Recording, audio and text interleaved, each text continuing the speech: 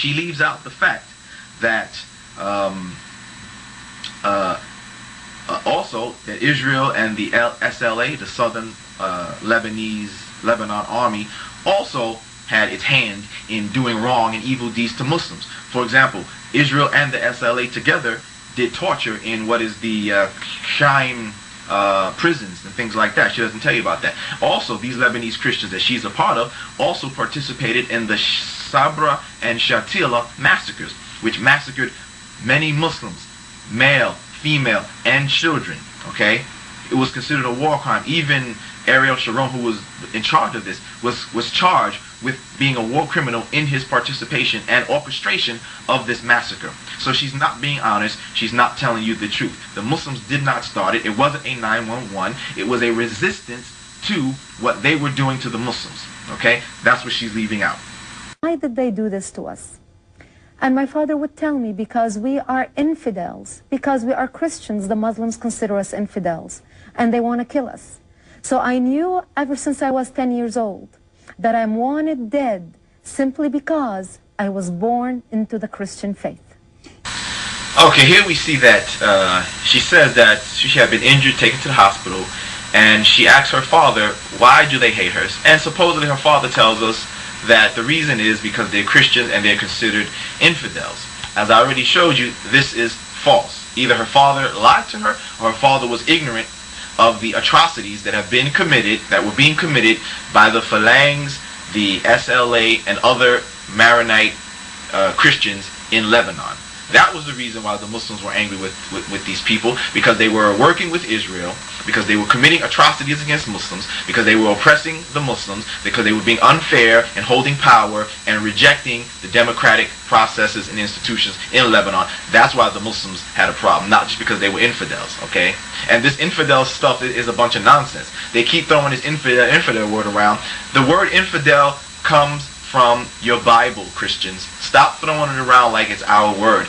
You were the ones who were calling people infidels before anybody. In your Bible, it clearly says, it talks about infidels. Okay? So for her to throw this out, oh, they were considered infidels, stop playing games, Brigitte. You know that you, Christians, you considered the Muslims infidel before anything first is right in your Bible. Okay? So please. Able to create the wealth we created, the good life we created, the good education we created. But we didn't realize that you can offer somebody everything you have, but you can never bring somebody who is lower than you up. The forces of the universe will always have the lower bring the higher person down. Able to create the wealth we created, the good life we created, the good education we created. But we didn't realize that you can offer somebody everything you have, but you can never bring somebody who is lower than you up. The forces of the universe will always have the lower bring the higher person down. Himself having 27, which is 80 children between he and his father. If his other brothers and sisters were that prolific, they could have produced over 1,400 children in that one family in a matter of this population explosion potential, as you talk about Osama bin Laden being one of 53 children, and he himself having 27, which is 80 children between he and his father. If his other brothers and sisters were that prolific, they could have produced over 1,400 children in that one family in a matter of 30 years. That's how the Muslims, with their multiple marriages, and it's important to understand that all a Muslim man has to do to divorce his wife is just say 3 times, I divorce you, I divorce you, I divorce you, and she's out the door. Exactly. And he can marry a 5th wife. He still has 4. He may have 1 running the streets or 5 running the streets, but he only has 4 under his roof. That's right. And they... Okay, next, as they all like to do, instead of acknowledging the true fact that Islam is actually growing because people are coming to Islam. People are converting or reverting to Islam. Instead of acknowledging that point, they like to come up with this bogus claim that it is the birth rate of the Muslims and this is why the Muslims are growing. A bunch of nonsense. She goes into, and because the Muslims have 4 wives, they're allowed to marry 4. Look, people, most Muslims don't have 4 wives. Most Muslims around the world do not have 4 wives. Okay, so all this nonsense that is because of the birth rate and because they have 4 wives, this is a bunch of nonsense.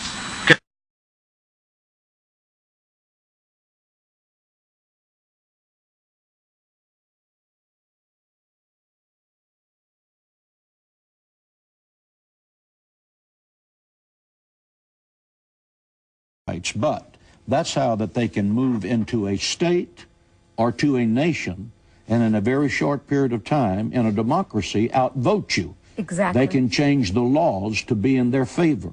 And that's why we have in this country right now an immigration problem that can become a very real problem, because the American birth rate, because of abortion, is almost level.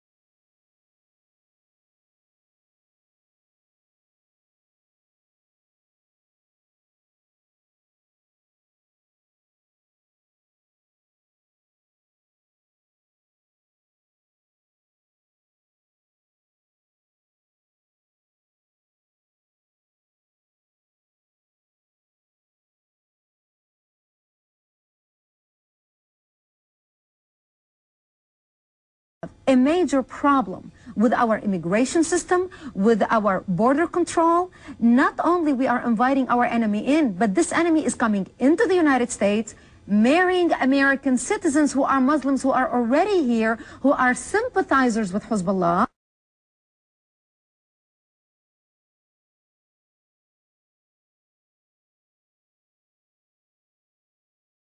Okay, now here we see that she talks about immigration.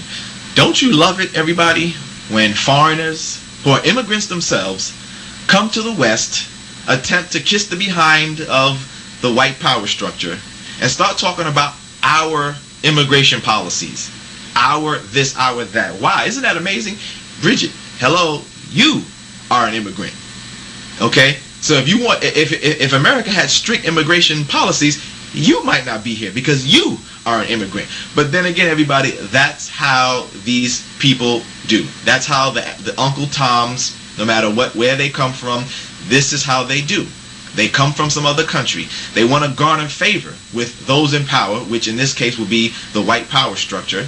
And then they kiss the behind and start talking about our country and our immigration policies and our this, and we got to do something about immigrants. You're an immigrant, you hypocrite. And this is how they garner favor with the power structure, by using the rhetoric of those in power and identifying with those in power to garner a favor, to appease them, to pander to them. They say our immigration policies, we got to stop the immigrants from coming in, the immigrants are a problem, and they don't even realize the fact that they themselves are immigrants. Okay, so everybody be clear on that this is nothing more than an Uncle Tom move.